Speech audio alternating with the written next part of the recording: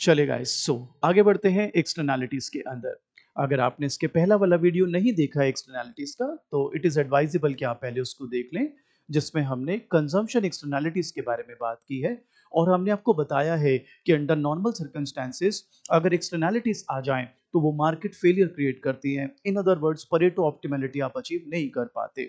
दो, हमने last video में आपको एक एक्सेप्शनल केस भी करवाया, कोजाई लीनियर प्रेफरेंस का, कोइस थ्योरम के नाम से, जिसमें हमने आपको ये प्रूव किया कि with this type of preference even though externalities are there you can still have a Pareto point. But बात वही है, in general with externalities one can not expect to find Pareto, और in other words with externalities आपको हमेशा market failure होगा। मेरे बच्चों, last class में हमने बात करी थी कंजम्पशन एक्सटर्नैलिटीज की, अब हम बात करते हैं प्रोडक्शन एक्सटर्नैलिटीज की। Well, if you were to take my words, ये ज्यादा इंपॉर्टेंट है, be it a theory portion और अ न्यूमेरिकल पोर्शन। न्यूमेरिकल भी जो पेपर में आएगा 99% प्रोडक्शन एक्सटर्नैलिटीज का ही आएगा। सो इसको खूब ध्यान से आप अच्छे से करें, एंड लेट्स होप आपको मैं अच्छे से सिखा पाऊं। प्रोडक्शन एक्सटर्नैलिटीज, मेरा बच्चा, मैं आपको एक एग्जाम्पल से इसको सिखाऊंगा। आइए शुरू करते हैं आपके लिए वो एग्जाम्पल। हमने यहाँ पर कुछ पॉइंट्स आपके लिए पहले ही लिख दिए हैं ताकि आपका समय बच जाए। सो हमने लिखा there is a firm S that produces steel which we are denoting with S and pollutant X. तो एक स्टील फर्म है मेरा बच्चा, वो स्टील का प्रोडक्शन करती है obviously, but while doing that production of steel वो पॉल्यूटेंट भी क्रिएट करते हैं, बनाते हैं, और उस पॉल्यूटेंट को हमने एक्स बोला है। ना सिर्फ वो पॉल्यूटेंट क्रिएट करते हैं, प्रोड्यूस करते हैं, बल्कि वो पास ही में एक नदी बह रही है उसमें डंप भी कर देते हैं। So we have a steel firm जो स्टील प्रोड्यूस करती है, स्टील के साथ साथ पॉल्यूटेंट्स भी बनाती है, और उस पॉल्यूटेंट्स को वो नदी में डंप कर देती है, रिवर को पॉल्यूट कर देती है। We now have another firm is firm F, जिसको हम एक फिशर बोल रहे हैं, is located downstream and adversely impacted by X. अब होता क्या है, जो दूसरी फर्म है जो कि फिशर है यहाँ पर, उसका काम है मछली पकड़ना, टू कैच फिशेस, उसको इस पॉल्यूशन की वजह से बहुत दिक्कत होती है। बट ऑब्वियस है, अगर ज्यादा पॉल्यूशन होगा, नदी ज्यादा गंदी होगी, तो उसके लिए मछली को पकड़ना उतना ही मुश्किल होगा, उसके लिए मछली की कॉस्ट, मछली पकड़ने की कॉस्ट उतनी ज्यादा हो जाएगी। सो एक्सटर्नैलिटीज यहाँ पर नेगेटिव ही है, तो steel firm is actually imposing that negative externalities on the fishing firm. Cost function of firm is given as C S S X, यानी उसके कॉस्ट फंक्शन में हमने एस स्टील को भी इंक्लूड करा है, एक्स पॉल्यूटेंट को भी इंक्लूड किया है मेरे बच्चों। अब आते हैं cost function of firm F which is fishery. उनके हमने कॉस्ट फंक्शन में इंक्लूड करा है F that is fish and x that is pollutant. अब काफी इंटरेस्टिंग यहां से मामला हो जाएगा, आप लोगों से विनती है इसको समझ के तसल्ली से कीजिएगा। सर, आप तो अभी समझा दोगे हमें इम्तिहान में जो लिखना है, तो वो कैसे लिखें, पेपर के लिए कैसे तैयार करें? रीडिंग्स पढ़ना चाहें पढ़ सकते हैं, एल्स मेरे नोट्स भी आप पढ़ सकते हैं। हमने स्टेप बाय स्टेप बनाया हुआ है मेरा बच्चा, तो बिल्कुल स्टेप बाय स्टेप आप पढ़ लेंगे तो आसान रहेगा। तो सर, जो आप बोर्ड पे लिख रहे हो ये ना लिखा है, ये लिख सकते हो, लेकिन ऑब्वियसली ये शॉर्ट में लिखा हुआ है मैंने। अगर आपको इत्मीनान से पढ़ना है, डिटेल से पढ़ना है, तो नोट्स पढ़ना ठीक रहेगा। आइए टॉपिक पर वापस चलते हैं। सो अब तक हमने देखा we have got two firms, firm S जो कि स्टील बनाती है, स्टील के साथ साथ पॉल्यूटेंट भी वो बना लेते हैं, पॉल्यूटेंट भी प्रोड्यूस हो जाते हैं उनके, और वो पॉल्यूटेंट डंप करते हैं रिवर में, जो रिवर को पॉल्यूट करता है। नीचे ही रिवर पे एक फिशर है जिसका काम है मच्छी पकड़ना, उसको हम फर्म एफ बोल रहे हैं। ऑब्वियसली वो उसके ऊपर नेगेटिव एक्सटर्नैलिटी इंपोज हो रही है उन पॉल्यूटेंट्स की वजह से। इन अदर वर्ड्स, उसको मछली पकड़ने में दिक्कत आ रही है due to those pollutants. I think यहाँ तक हमें बात समझ आ रही है। अब हमने कॉस्ट फंक्शंस इनके ले लिए हैं, जिसमें हमने देखा है कि जो फर्म एस है उसके कॉस्ट फंक्शन में एस और एक्स दोनों को मैं शो कर रहा हूँ, और जो कॉस्ट फंक्शन फिशिंग फर्म का है उसमें एफ और एक्स दोनों को शो कर रहा हूँ। इसका यूज क्या होगा, अभी आप जैसे जैसे आगे जाएंगे इस वीडियो में आपको समझ आ जाएगा। नाउ, काफी इंटरेस्टिंग बात है, आप लोग से विनती है ये ध्यान से सीखना। सो डेल्टा सी एफ यानी change in cost of fish, catching fish I should say, due to pollutant. आप मुझे सोच के बताइए, इसको हम बाद में पढ़ेंगे। अगर पॉल्यूटेंट ज्यादा होंगे नदी में, तो फिर आपके लिए मच्छी पकड़ना मुश्किल होगा कि आसान? अगर आप फिशर हैं तो सर मुश्किल होगा, राइट। मैं इसको दूसरे तरीके से बोलता हूं, अगर पॉल्यूटेंट ज्यादा होंगे तो फिश पकड़ने की कॉस्ट ज्यादा हो जाएगी या कम? सर ज्यादा हो जाएगी। That's precisely what I have written. Delta CF upon delta X is greater than 0, that is if X rises, X is what? Pollutant, then marginal cost of catching fish shall also rise. It should also rise. I mean, आपने अभी खुद भी तो बताया कि हाँ ऐसा ही हो। इसको हमने इक्वेशन 1 बोल दिया बेटा। अब है delta CS upon delta X is less than और इक्वल टू 0। अब ये ध्यान से समझना, ये ना इंप्लाइड आपको दिमाग लगाना पड़ेगा। ये बताइए अगर ज्यादा पॉल्यूटेंट प्रोड्यूस हो रहे हैं, पॉल्यूटेंट कौन प्रोड्यूस कर रहा है सर? Steel firm. यस, अगर ज्यादा पॉल्यूटेंट प्रोड्यूस हो रहे हैं तो क्या मैं ये कह सकता हूं ज्यादा स्टील भी प्रोड्यूस हो रहा होगा? क्योंकि स्टील का बाय प्रोडक्ट ही तो आप निकाल रहे हो इन अ वे पॉल्यूटेंट। भाई ज्यादा स्टील बनेगा, ज्यादा पॉल्यूशन, इन अदर वर्ड्स ज्यादा पॉल्यूशन अगर आप बना रहे हो, ज्यादा पॉल्यूटेंट आपके प्रोड्यूस हो रहे हैं, in other words it should be implied कि भाई आपका स्टील का प्रोडक्शन भी ज्यादा हो रहा है मेरा बच्चा। बच्चा कहता है ठीक है, तो आपको यहाँ इंप्लाइड मानना पड़ेगा कि इकोनॉमीज ऑफ स्केल मिल रहे हैं आपको। बच्चा कहता है मतलब कि if you produce more your cost shall go down, shall decrease. इसीलिए मैं यहाँ पर लिख रहा हूँ delta CS upon delta X less than और इक्वल टू 0, जो कहता है अगर X बढ़ेगा, अगर X बढ़ेगा, X क्या है? पॉल्यूटेंट, तो marginal cost of steel should fall. Because अगर X बढ़ेगा दैट इज पॉल्यूटेंट, ध्यान से समझना, अगर X बढ़ेगा पॉल्यूटेंट तो स्टील का प्रोडक्शन भी बढ़ेगा, और अगर स्टील का प्रोडक्शन बढ़ेगा तो इकोनॉमीज ऑफ स्केल मिलेंगे जिससे उसकी कॉस्ट कम हो जाएगी। हालांकि इसका एक और एलिमेंट भी होता है। ज्यादातर आप क्योंकि छोटे बच्चे हो अभी, तो उस एलिमेंट में मैं जाता नहीं स्टार्टिंग में। मेरे को लगता है बच्चा कंफ्यूज ना हो जाए, पता लगा मैं ज्ञान देने गया तो चौबे जी छब्बे बनने गए और दूबे बन के आ गए। तो वो मैं इसलिए थोड़ा सा अपने आप को रोकता हूं। लेकिन इस वीडियो के एंड में मैं वो दूसरा एलिमेंट भी ले आऊंगा जो इस बात को एक नए एंगल से आपको देखने पे मजबूर करेगा। लेकिन उसके लिए पहले मुझे सारे मेथोडोलॉजीज आपके साथ डिस्कस करने होंगे, फिर I can take a chance. वैसे अगर मैं ये ना भी बोलता आपको तो you are perfectly okay with this कि हाँ ठीक है सर सही तो कह रहे हैं, it make sense.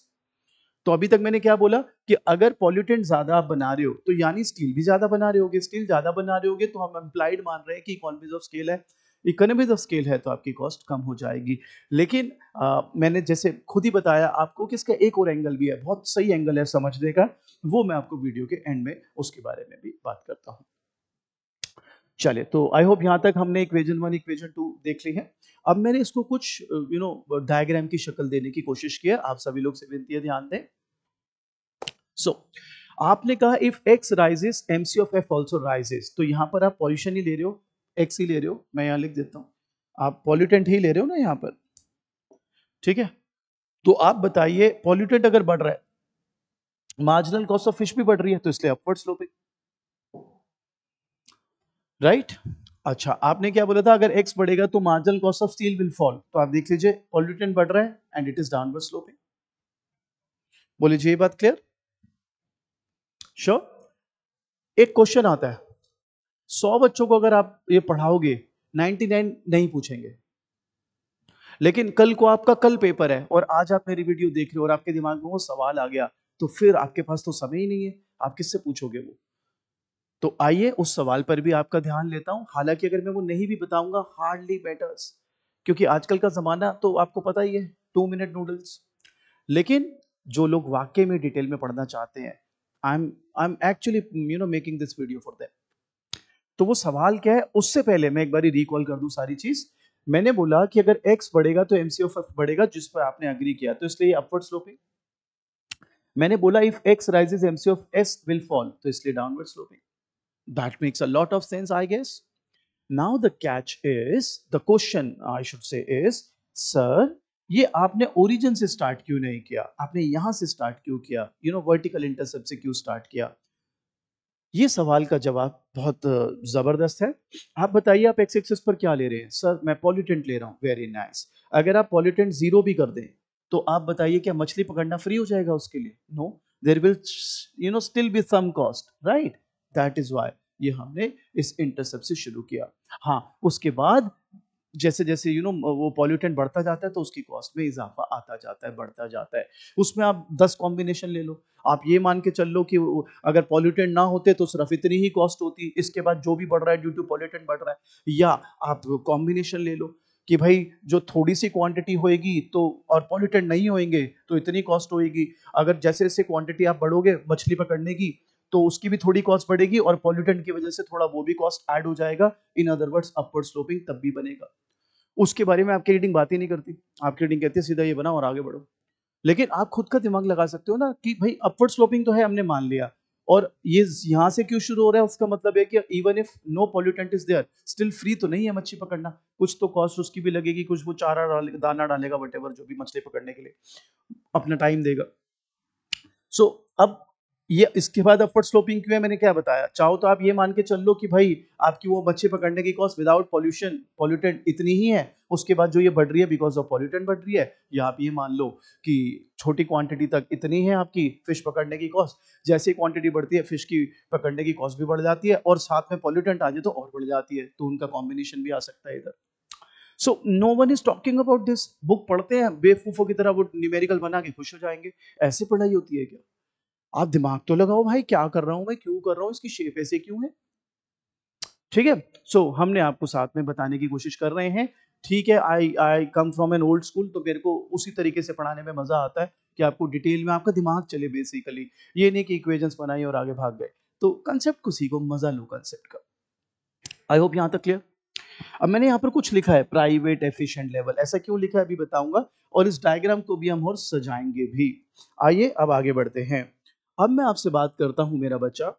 Now steel firm shall maximise profit. एक बात बताओ, चाहे वो स्टील फर्म हो चाहे वो फिशर हो, फिशिंग फर्म, दोनों का एम क्या है, प्रॉफिट मैक्सिमाइज करना। Yes sir. तो आइए स्टील फर्म को पहले देखते हैं प्रॉफिट मैक्सिमाइज करते हुए। मेरे बच्चों प्रॉफिट का फॉर्मूला क्या होता है सर? प्रॉफिट का फॉर्मूला होता है टी आर माइनस टी सी।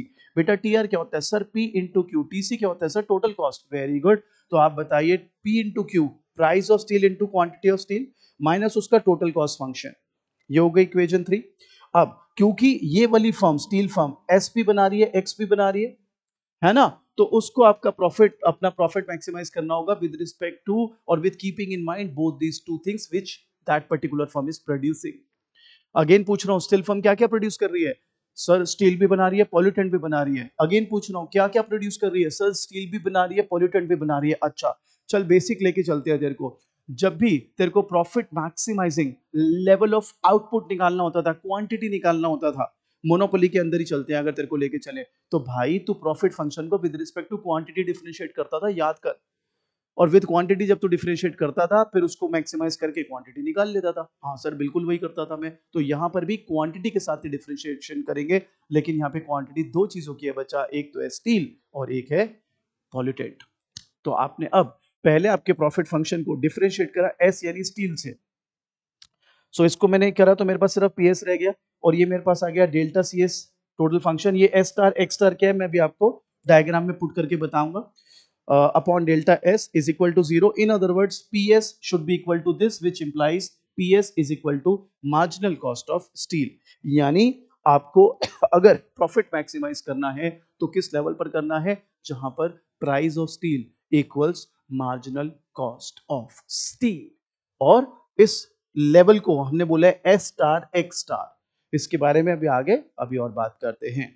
तो अब तक हमने क्या करा बच्चों? हमने प्रॉफिट फंक्शन उठाया और प्रॉफिट फंक्शन को स्टील के रिस्पेक्ट में डिफरेंशिएट कर दिया है।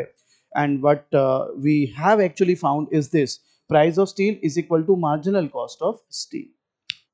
अब मेरे बच्चों आप क्योंकि सिर्फ स्टील तो बना नहीं रहे, आप तो पॉल्यूटेंट भी बना रहे हो मेरा बच्चा, और पॉल्यूटेंट है एक्स। तो अब मैं उसी प्रॉफिट फंक्शन को which was ps into s minus total cost function of that steel firm, I'm gonna differentiate that with respect to x, with respect to X. तो मेरा बच्चा यहां पर ये जीरो आ रहा है, बच्चा कहता है जीरो क्यों?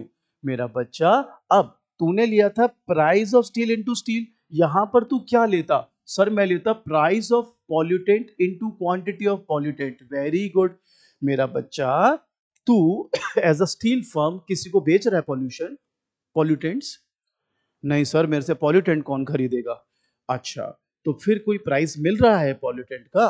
No sir. तो if price of pollutant is zero, तो zero into x whatever quantity that might be should be zero, इसलिए ये जीरो हो गया मेरा बच्चा।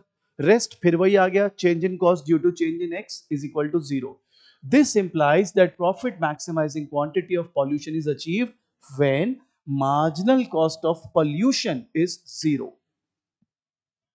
एंड प्यारे बच्चों, ये है वो लेवल जहां पर मार्जिनल कॉस्ट स्टील फर्म के लिए with respect to pollution is zero. इसलिए मैंने इसको बोला प्राइवेट एफिशिएंट लेवल।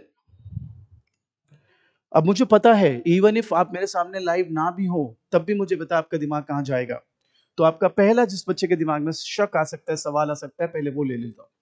तो सर इसका तो कोई आपने इस डायग्राम में यूज ही नहीं करा। अच्छा, ये कंडीशन क्या थी sir? Price of steel is equal to marginal cost of steel. Okay, ये किस चीज से डिराइव किया था सर? हमने प्रॉफिट फंक्शन को ना स्टील की क्वांटिटी से डिफरेंशिएट कर लिया था। Very good. ये वाला कैसे किया सर? हमने प्रॉफिट फंक्शन को ना पॉल्यूटेंट एक्स की क्वांटिटी से डिफरेंशिएट करके ले लिया। अच्छा, इस डायग्राम में आप स्टील की क्वांटिटी ले रहे हो कि पॉल्यूशन की या पॉल्यूटेंट की? सर पॉल्यूटेंट की। तो भैया डायग्राम में तो फिर यही दिखेगा, स्टील वाला दिखाऊंगा कहां? मैं ले थोड़ा ना रहा हूं स्टील की क्वांटिटी यहां पर। तो सर आपने तो मार्जिनल कॉस्ट ऑफ स्टील लिखा है। हाँ, marginal cost of steel steel के प्राइस पर भी डिपेंड कर रही है, या इन अदर वर्ड स्टील की क्वांटिटी पर भी डिपेंड कर रही है, और फिश की क्वांटिटी पर, उसकी पॉल्यूटेंट की क्वांटिटी पर भी डिपेंड कर रही है ना बाबू। डायग्राम में तू क्वांटिटी ऑफ पॉल्यूटेंट दिखा रहा है तो उसकी रिस्पेक्ट में तेरे को ये शो करना है। बात को समझ। देख, थोड़ा हाई लेवल का टॉपिक है, थोड़ा अपना दिमाग थोड़ा हवा लगने दे, मजा कर इसका। खुद सोचना यार, मैं अगर एक क्वांटिटी बनाता तो अपने प्रॉफिट फंक्शन को उस क्वांटिटी से डिफरेंशिएट करता। मैं दो क्वांटिटी बना रहा हूं, स्टील भी बना रहा हूं, पॉल्यूटेंट भी बना रहा हूं, तो दोनों से ही देखूंगा ना बेटा। सर दोनों से तो आप देखोगे, लेकिन आप बायस्ड हो रहे हो। क्यों बेटा? क्योंकि आप तो इस डायग्राम में सिर्फ पॉल्यूशन वाला देख रहे हो। क्योंकि मेरे बेटा मैं इस डायग्राम में क्वांटिटी भी तो पॉल्यूटेंट की ले रहा हूं ना। स्टील की क्वांटिटी लेता तो मैं उसको भी दिखा देता। बाकी जब तू न्यूमेरिकल करेगा मेरे इसके साथ, तो फिर तेरे को मैं बताऊंगा न्यूमेरिकली कैसे इसको हमने पॉलिश करना है। ठीक है, आई होप अब तेरे को बात समझ आ गई मैं क्या कहना चाह रहा हूं। अब मेरे को बताओ यहां पर हम क्या देख रहे हैं? Marginal cost of producing steel is zero. तो जहां पर marginal cost of producing steel is zero, यहां पर है आपका private efficient level. Why I am calling it as private efficient level? There is a reason behind it. Because steel firm only considers private cost. Steel firm को कोई मतलब नहीं है कि वो कितना पॉल्यूटेंट फेंक रही है नदी में, कितना वो सोसाइटी को नुकसान कर रहे हैं, उनकी वजह से फिश फर्म को कितना नुकसान हो रहा है। They are least bothered.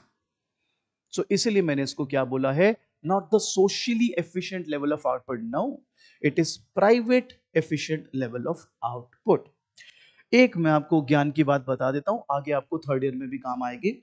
जब भी कोई चीज नेगेटिव एक्सटर्नैलिटीज दे रही हो तो उसका प्राइवेट आउटपुट उसके सोशली एफिशिएंट आउटपुट से हमेशा ज्यादा होगा। और अगर कोई चीज पॉजिटिव एक्सटर्नैलिटी दे रही है तो उसका प्राइवेट आउटपुट उसके सोशल लेवल ऑफ जो आउटपुट होता है, एफिशिएंसी जो होती है उसकी, उससे हमेशा कम होगा। तो अभी मैं प्रूफ भी करके दिखाऊंगा।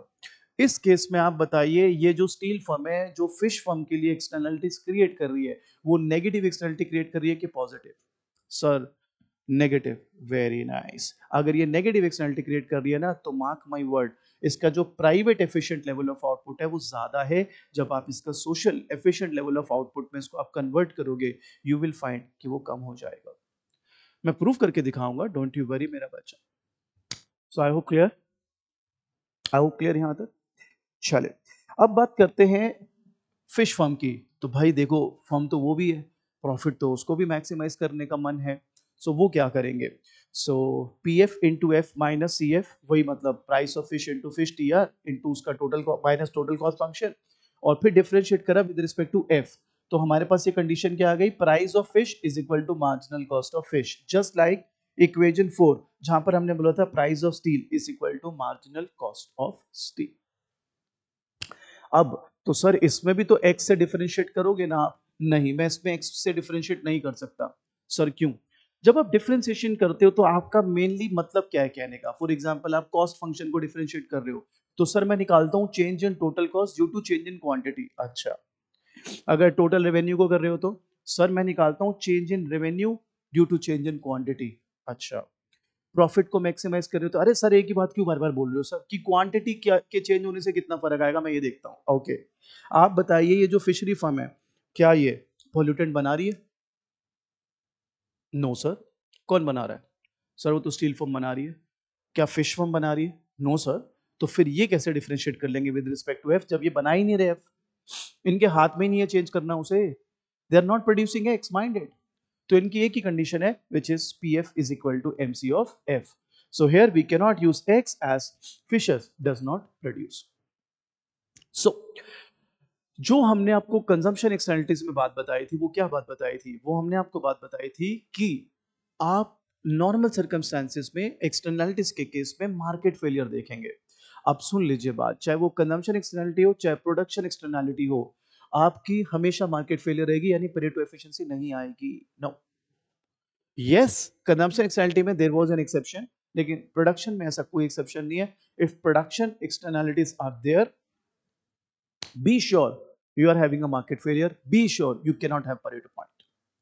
Just be sure about it. अच्छा सर, बिल्कुल कुछ भी नहीं हो पाएगा? बिल्कुल कुछ भी नहीं हो पाएगा, आई एम अफ्रेड. तो सर उसमें आपने एक सोल्यूशन बताया था कंजम्पशन एक्सटर्नलिटीज में, क्या बताया था मेरे को याद नहीं, आप बताओ क्या था. सर वो आपने कहा था अगर प्रॉपर्टी राइट्स हो जाए ना, प्रॉपर्टी राइट्स हो जाए तो काम बन जाएगा. क्या मतलब? सर आपने वो सिखाया था ना, ए के पास स्मोकिंग राइट्स है, बी के पास क्लीन एयर है. अरे आप कहना क्या चाहते हो बेटा? अरे सर मैं ये कहना चाहता हूँ कि वैसे तो आपने सिखा दिया था कि कंजम्पशन एक्सटर्नलिटीज के अंदर मार्केट फेलियर होता है, परेटो नहीं आता, लेकिन अगर प्रॉपर्टी राइट्स दे देते थे तो उससे आ जाता था परेटो पॉइंट. ओके, तो तुम ये पूछना चाह रहे हो कि क्या इसमें ऐसा कोई जुगाड़ हो सकता है कि यूजुअली तो प्रोडक्शन एक्सटर्नलिटी में नहीं आता परेटो, लेकिन कोई जुगाड़ करके कोई तरीका कोई मेथड जिससे आ जाए? हाँ सर मैं वही पूछना चाह रहा हूँ. तो बेटा उसमें एक मेथड था प्रॉपर्टी राइट, इसमें चार मेथड्स हैं. वी हैव प्रॉपर्टी राइट यानी legal right, setting up of a market, taxation and mergers.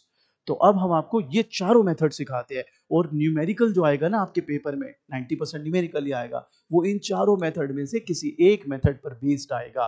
तो अभी अगर आप इसके मैकेनिज्म मेरे साथ सीख गए, न्यूमेरिकल करना will be a piece of cake. तो अभी आपको सिखाता हूं ये चारों मेथड्स.